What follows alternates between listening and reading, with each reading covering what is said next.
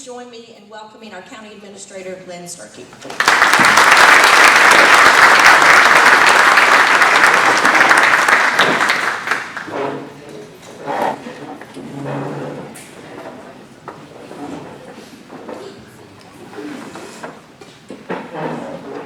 Good morning. Thank you everyone for the opportunity. We always love the opportunity to get together to talk about the things that's going on in Lexington County, and today is no different. Today we're going to focus on the capital project sales tax. A lot of information is coming out in the media and the word's getting out on the street about the capital project sales tax. A little background about that. In January of 2021, County Council asked me in our strategic meeting to put funding options in front of them to improve our roadways, to work on our infrastructure, road improvements. We went through multiple options for them. The first one was like a vehicle registration fee placed in front of them. For every vehicle on our tax roll, I showed them that if we charge anywhere from $15 to $50 in the increment of fives, how much additional revenue that would bring in to work on our road structure. Stormwater utility fee. We talked about if charging for a certain percentage for the area underneath the rooftop, how much additional revenue that would bring in.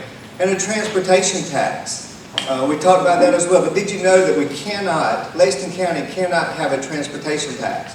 There cannot be a transportation tax and a local tax that is enacted by the General Assembly. The General Assembly has enacted a local school tax for Lexington County. Therefore, Lexington County is not eligible for a transportation tax. As we're going through all of these options, County Council says, time out, hold on. Every option you're putting in front of us only impacts the citizens of Lexington County. If we were to go forward with the capital project sales tax, we know that there is a large percentage. We don't know that exact percentage. We can't get it from DOR. I hear it range from 25 to 40%. But we know a large percentage of it will be contributed to by non-county residents that are passing through. So we don't want to just pass that burden on to the citizens of Lexington County. So that's why we focused on the capital project sales tax. A little bit about our growth, that we can talk about that. During the census from 2010 to 2020, by the people that participated within the census, Lexington County grew by over 32,000 people. We have 9 council districts. Each of those council districts are right at 32,000 people. So we, in essence, by the people that participated, we grew by another council district. Also, with the help of Chris Harmon, we pulled our tax rolls from 2010 to 2020. We added, as a net gain, a total of right at 50,000 vehicles to our tax rolls over those 10 years. So the growth is substantial. We all know it's coming and so forth. So and it's here, and so we're looking for options to improve our infrastructure. And again, I want to go back and reiterate how important it is that if we were to implement a capital project sales tax, it's not just us. It's people that's traveling through that stops and that they're participating in this with us. So we kicked off, County Council approved a resolution. It established a 6-member commission. County Council appointed 3 of those members. Right? The town of Lexington, they qualified for an automatic appointment due to the 2020 census. And then those 4 members of the commission appointed the 2 remaining members. At the same time, we went through a request for proposal, and we went through and selected an engineer to run the project, because once County Council signs off on the commission and the commission is in place, this is truly a commission's project, not a County Council's project. They're going to go through the commission and evaluate everything. So we selected the engineer. Alliance Consulting Engineers was selected. Kyle Clampett's here with me this morning. I'll be turning the microphone over to him shortly, and he'll go through some more of the process. But the engineer then requested submittals from all the public entities. All municipalities throughout Lexington County were asked to participate, to submit projects. Again, a capital project sales tax could be in any project, right? But county council's specific direction was roadways. We only want to focus on our roads, our infrastructure, bridges. We need improvements. So the engineer started meeting with the municipalities, going through projects, and then we'll put a schedule up here how that timeline went through. From November and December, workshops were conducted with all the municipalities, talking about projects, how you can get through it, making sure price estimates, everything were in order. They were asked to submit all their projects to the commission by April of this year, which they were received. And when they submitted the projects, and we went through, and Kyle can go through a little more of this detail, it was over $800 million worth of roadway projects and capital projects that were submitted that had to be evaluated. Then the commission started meeting and started ranking the projects. And I would encourage you, if you haven't seen them, all of our meetings are online. We're on a Spectrum channel 1302. You can go out and watch them on demand. I would encourage you to go look at the process, look at the thought process that they put into creating this list for the citizens. And then in June through July, County Council, or let's move back up, the commission wrapped it up, sent the list back to County Council. June and July, County Council is going through and evaluating to make sure we want to put it on the referendum. Now, when it came, yes, you've heard some stories. There were not all roadway projects. There were some walking trails. There were some other wastewater projects. When it came to County Council said, hold on, we need to focus on roads. That's what this is about. They sent it back to the commission, asked the commission to reconsider, just to make sure that some of these projects that it focused on the roadway. And the commission did that. So now the commission has sent it back to County Council in a complete list that is only roadways, only infrastructure. You're going to see this a little bit. We're going to actually show you the ballot question. It's going to show you where the money's going and so forth. But we, whenever it came back, County Council accepted it. We did have first reading by title only last week.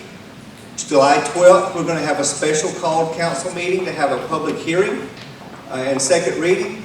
And then July 26th, it'll be third and final reading. We have to let the Election Commission know by August 1st if we intend to go forward. So with that being said, I'll turn it over to Kyle Clampett. He'll explain the process that the commission has gone through. Thank you, Mr. Lynn. Good morning, everyone. My name is Kyle Clampett. I'm with Alliance Consulting Engineers. I'm part of those numbers that Lynn put up there of 32,000 people that have moved to this area. In 2010, I moved from Richland County to Lexington County after starting the first, 30 years of my life in Indiana. So I'm part of the problem, but hopefully now I'm part of the solution as well. So the first thing we have up is the scoring criteria. The 6 members of the commission had a tall task. They had to figure out how to rank all these projects from all our municipalities in the county. Everyone thinks that their project was number 1. Someone had to have the awful task of telling them, no, you're not the number 1 project, and you have to put this in particular order. So I thank the commission again for all their time and commitment to this process. So to take away bias and try to help eat this elephant one bite at a time, they came up with 4 categories on how to score these projects. Those 4 categories looked at the impact to that community, prioritization within that community, readiness to proceed, and the population impact. To get into the weeds just briefly, impact was essentially how to do, was it on their comprehensive plan? Was there safety concerns associated with that project? That allowed the commission to find a way to score out of 0 to 25 in that category. Next was prioritization within that community. We asked each of the communities to prioritize their projects. Don't just send us a list, tell us what your number 1 is. Those number 1 projects got scored the highest within that municipality, and then it ratioed down to the least scoring within that priority category. Readiness to proceed.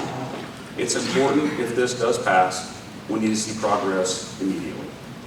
So we wanted to make sure that a project, if it was just a concept, an idea, a line on a piece of paper that still needed right away, it was going to score down low, but it's going to take a long time to get to that point of starting construction.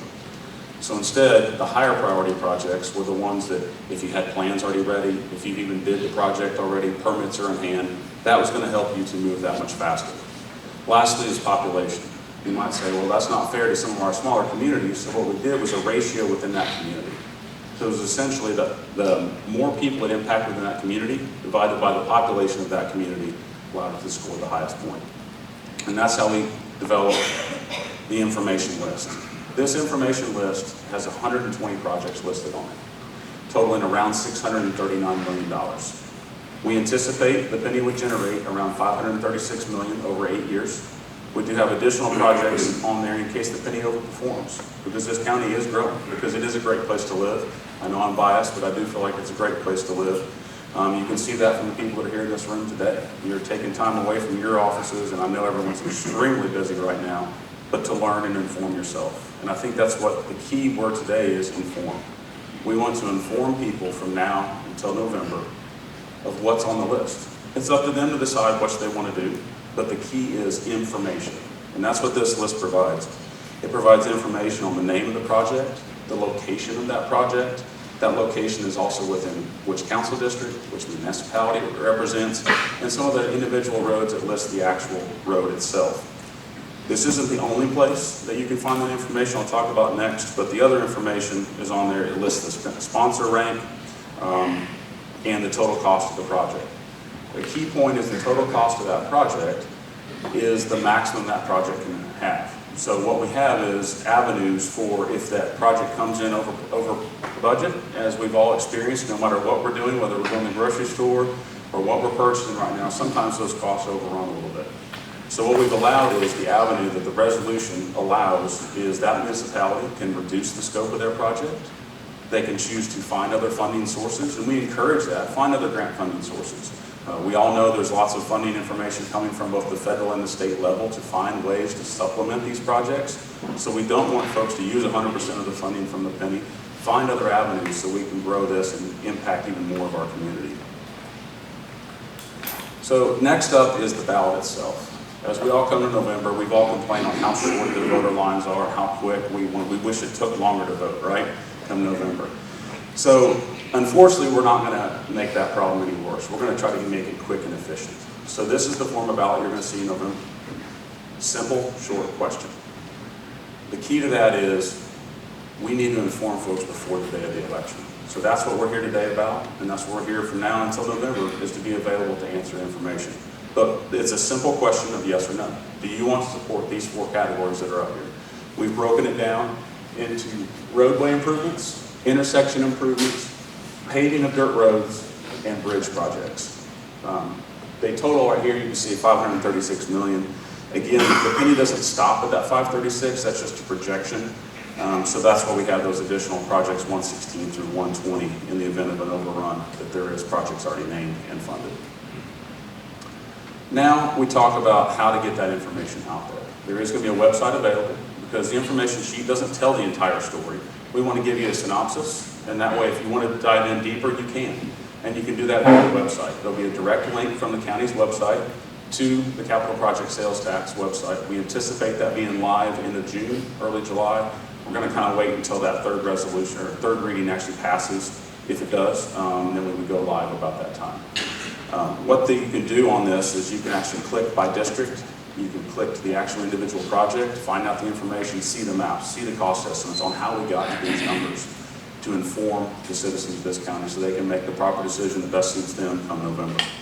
There will also be binders. Not everyone wants to surf the internet, so if you like the hard copy version, you can go to each of the municipalities, local libraries. There will be the binders of all that same information available to continue to educate everyone along the way. So that pretty well wraps us up, and we can, for better or worse, we'll open it up for questions now to the group.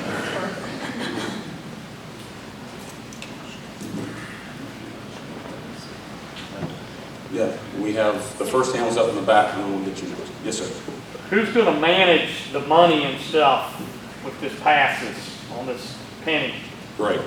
So I'll talk to the bidding first, and then I'll let Lynn answer the money section of it. So the bidding of the projects are actually be by the sponsoring entity. So the sponsoring entities for each of the municipalities as well as the county. They will be responsible for going through the bidding process to secure their engineer as well as their contractor. And they will oversee that process as well for that specific project. Now the money, we've anticipated, we continue handling the money one, or do you want to answer that? As far as the county staff, if this is to pass, it would start the collection within May. The first payment would be to the county around the September timeframe. We have put together a staffing plan for additional staff to manage this. Yes, sir. Help me understand a little bit. It seems like if we don't pass these special taxes from time to time, we can't build any more roads, we can't maintain things.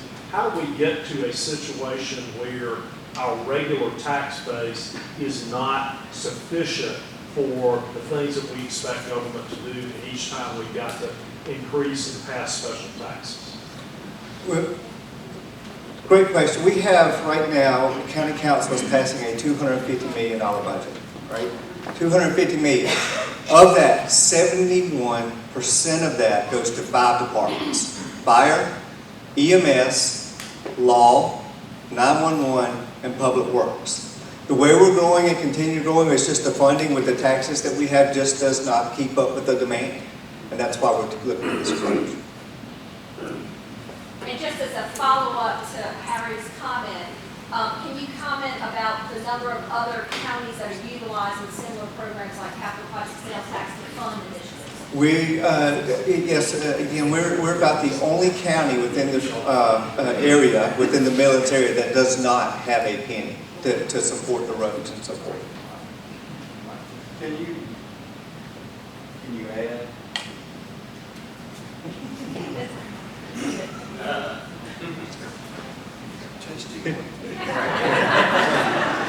I would like to add that we haven't said that the state has already shown us their 10-year plan. And we know that these projects, 99% of them, aren't on their 10-year plan. So if you want anything these fixed, we're going to have to pass the tax. The other thing is, we have found that the other counties that have the penny can leverage their money with the state. You know, the state just won't give us money. It's amazing. And they got more money than they can spend. But here's their deal, and this is what they say. Darrell, I understand that we need an extra exit at Coxbury Road. Needed one 20 years ago. I understand that. And my answer is, then why is it on the 10-year plan? Because other counties are matching our money. The other counties are giving us 25% or 30%. Now, if you'll come up with some money, we can probably get that worked out.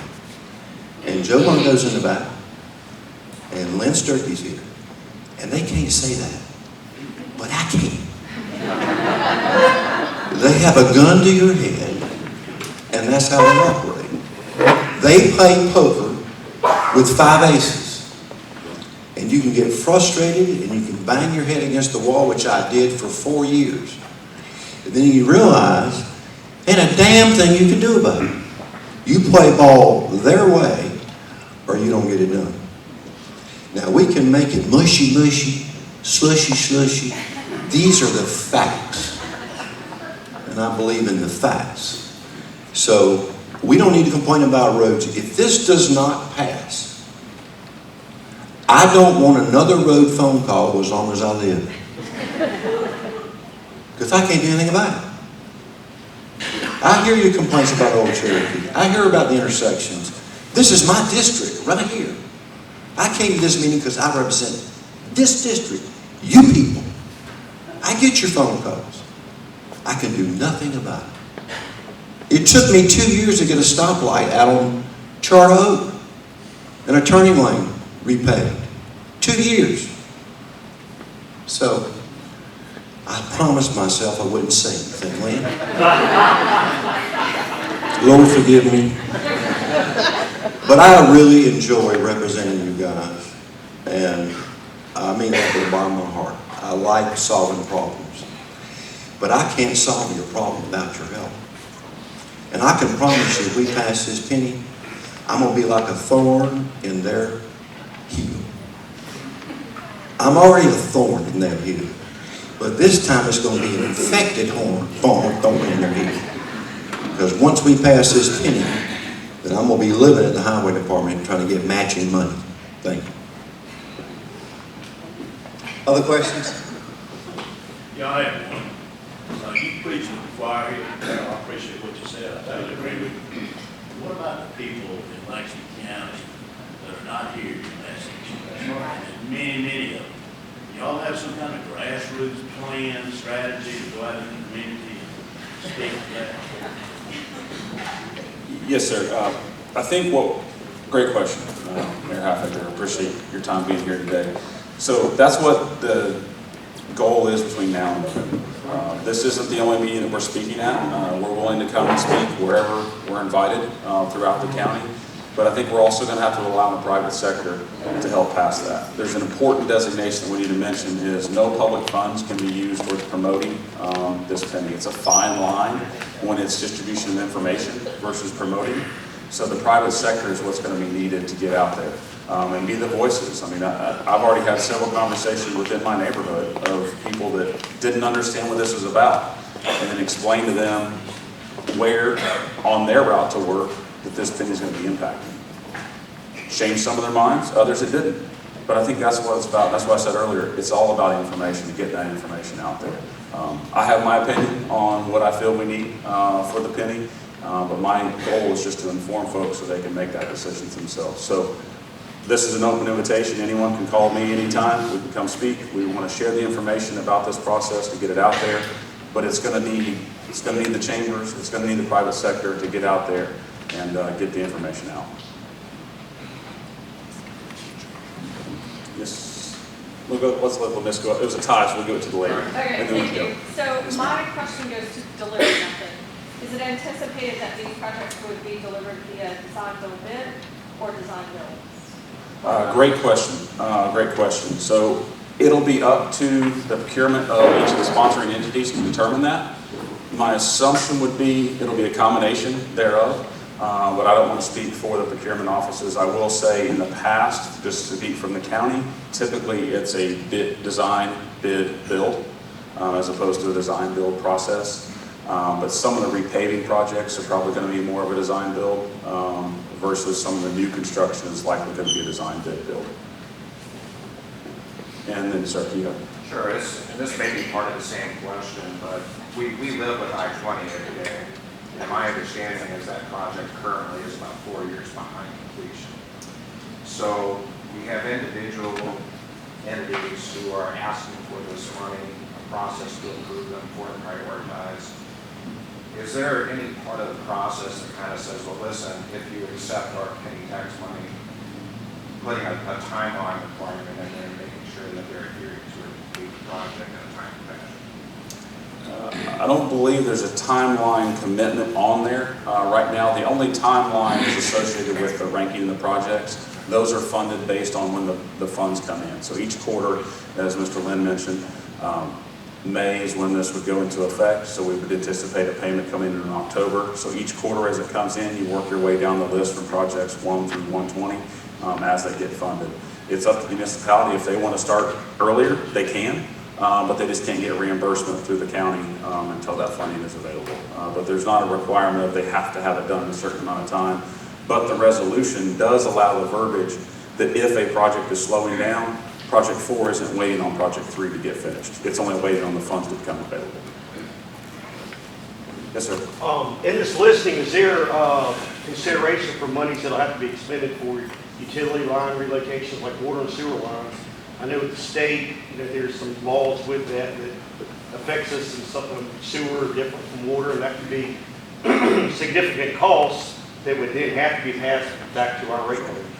That's a great question. I know near and dear to your heart with the utility relocation. So some of the cost estimates do have that relocation in there. I know in the past, if there have been utilities within the right-of-way, it could be on that utility provider to have to relocate outside of the right-of-way, which is why I know a lot of folks want those private easements outside the right-of-way itself. But in the cost estimate themselves, there's detailed breakdown for each of those. Some of them do have utility relocation, repaving obviously would not, since it's just repaving, and dirt to pave typically would not.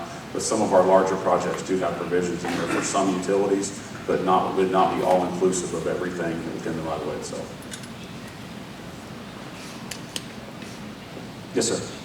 You may have touched on it, I just might have missed it, but I believe in a previous meeting, I heard mention of capital of some sort. I mean, these projects, their estimates, the cost of construction always goes up. And there are calculations for that. But didn't I hear that, the amount of money that comes from the county kind of stops at X dollar, and then if it goes over, then whoever asks for the project has to make Right. a difference? So for example, if a project is $1 million on the list, it gets funded with $1 million.